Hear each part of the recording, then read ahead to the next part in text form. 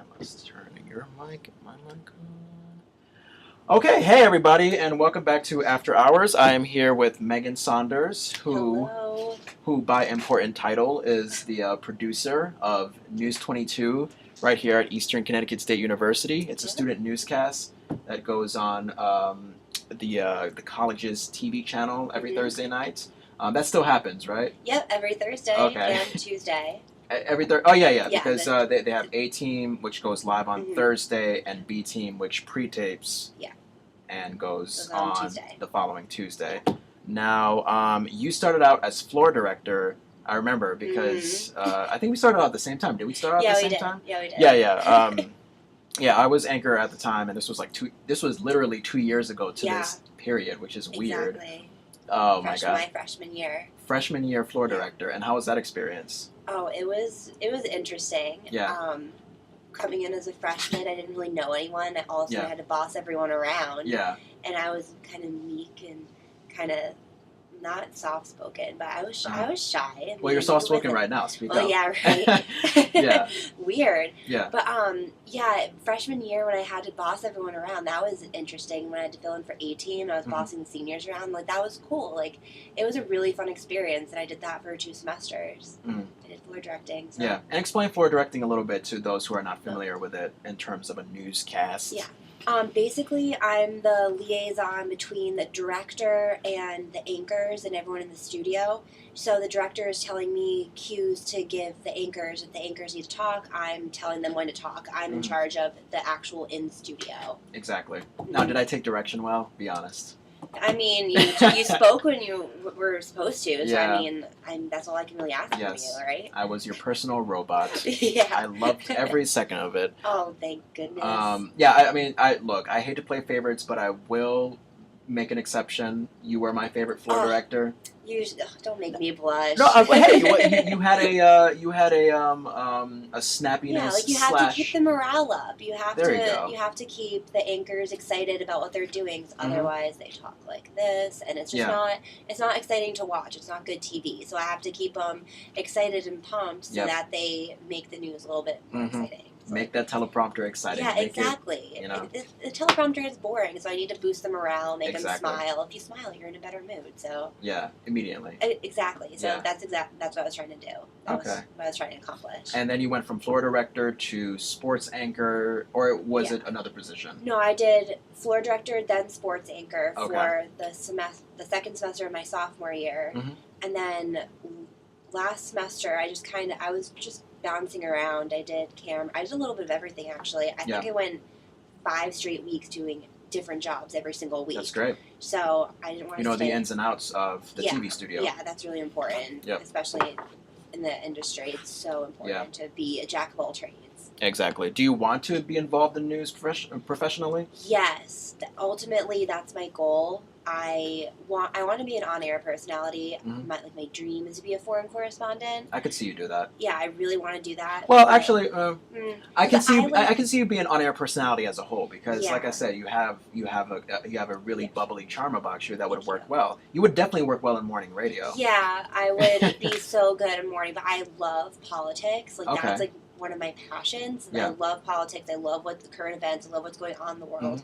So I feel like my personality, though, doesn't fit my interests. So if I was to be a foreign correspondent, that would be hard. I'm covering such hard-hitting stories, and my personality can't really make way. And that's what I feel like is going to get me far in the business. So. Are you familiar with CNN at all? Absolutely, yeah. Like Brooke Baldwin, Dana Bash, all those people. Anderson Cooper is my hero. Okay. Him. So I just saw Anderson Cooper a couple minutes ago before coming here. Not too long. All right, I love this guy. Here's why I love this guy. He has AC360, his show at 8:00. Okay, what used to happen was he had his show at 8:00. It was new, it was fresh, and then it reran at 10:00. Now he's come up with this concept called AC360 later. But he also has his afternoon talk show too. No, right? I thought that got canceled. Did that get canceled? Yeah, that did get canceled. Oh. Yeah, and not a surprise because Anderson Cooper, I can't see him being an Oprah type guy. I just can't. Well, he is though. That's the thing. Is he? He's not. he likes to talk to people. He likes to get people's stories. So Mm-hmm. that was the perfect venue to get people's like more softer personal stories Mm-hmm. versus the hard-hitting news, depressing stuff. You know what I mean? So that's like his favorite thing to do. Like his book, Dispatches from the Edge. That's all that it's about is just getting people's stories. Yeah. So I loved Anderson. Really? Didn't know that it was canceled. Yeah.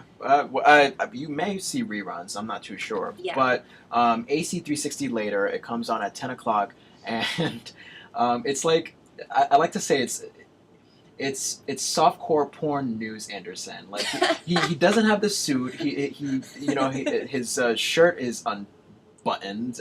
He loosened the tie a little bit. He's kind of laid back. I mean, you kind of feel like you're in a bar lounge environment. I mean, I love it. I was laughing. That's really funny. I was laughing like crazy over it. But he still has guests on, and all of his guests they're properly dressed. They have the suits. They have the dresses. And he's just kind of chilling. He's just chilling. Like, hey, I'm Anderson Cooper. I run this network. I can do whatever I want at this late hour. I love it. That's hilarious. That's awesome. See, I hope I get that comfortable in a news setting where that's just completely acceptable. Exactly. I think that's my ultimate goal. Yeah. You just found my life goal now, John. Thank you so much. That's what I'm here for. I brought you here so I can explain your future for you. Wow, completely just written. I don't have to worry another day in my life. There you go. There you go. Now until graduation day. Yeah. Now, what I love is that you say, you want to bring some morale, you want to bring some excitement to the news because, I'll be honest, I kind of left News 22 because I felt like there wasn't much of that, or in the news industry in the news. Yeah. I mean, it's hard. The news industry is a hard industry to be, because there's a fine line between entertainment and news. Yeah.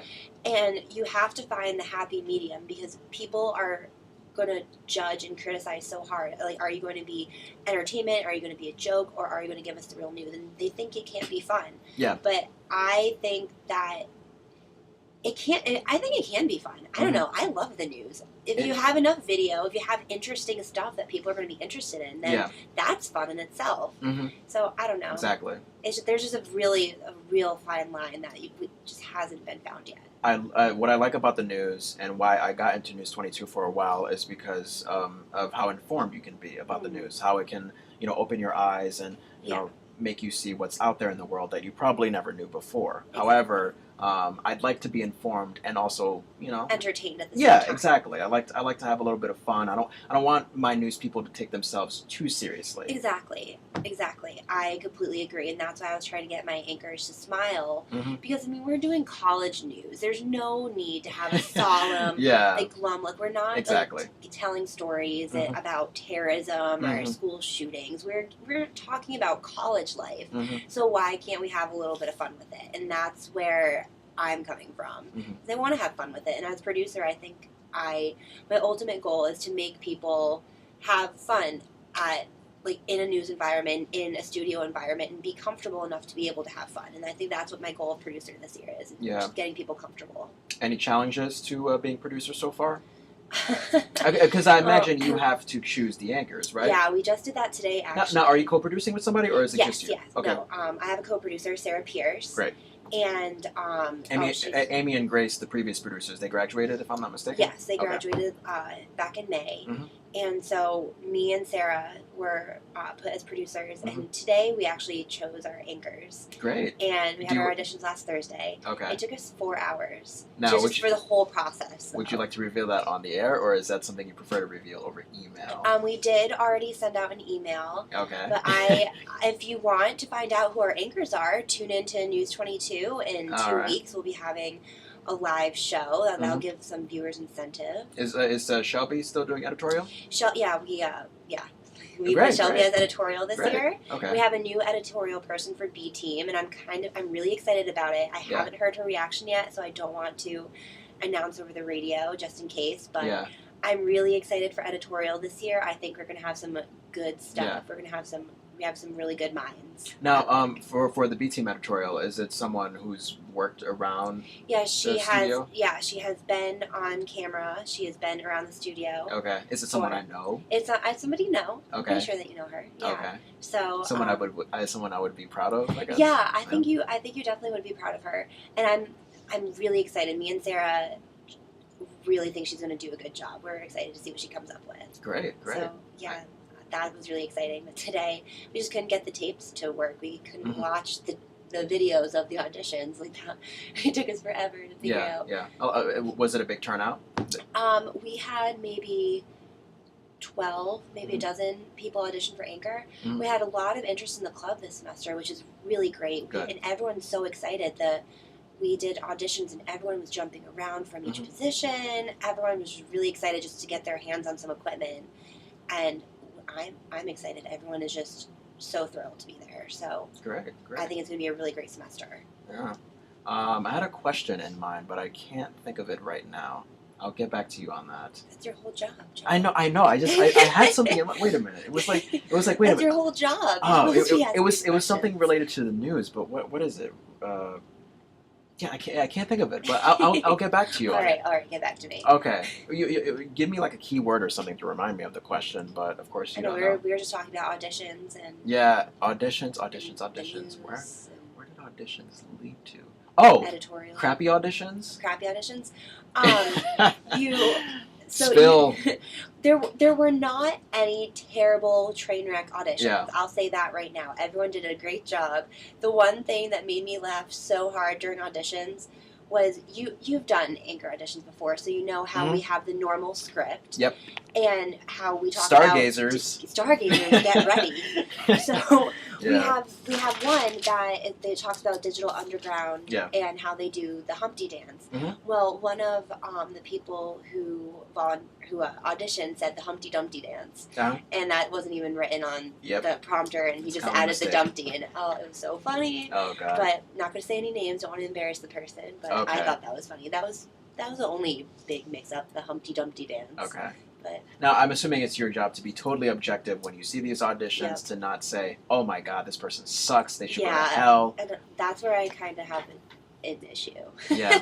I just like to laugh. So if something's funny, then I'll laugh. But I can't do that anymore. I have to be professional now. I mean, because you have to feel bad. I mean, the person is, they have the confidence. It takes a lot of courage to get up there, especially if you've never been in the club before. We had a lot of freshmen audition, so that's a big step. Yep. That was a really big step Certainly. for them. So I don't want to embarrass anybody or make anyone feel bad, because I don't know, I feel like I'm pretty nice, so I don't want to come off as the big scary producer and just make fun of everyone. You certainly are nice. Do you have any like certain songs that are kind of putting a skip in your step lately? Any songs putting a skip in my step? Yeah. Oh, I don't know. I say this because we can play some music right now, and then when we come back, I'm going to get to the question that I just thought of, that I just, the question I just remembered. All right, John, let's put on some, I don't know. Just think of a band or an artist. Oh, how about Anna Sun by Walk the Moon? That's a pretty upbeat song. I feel like a lot of people like that one. Okay.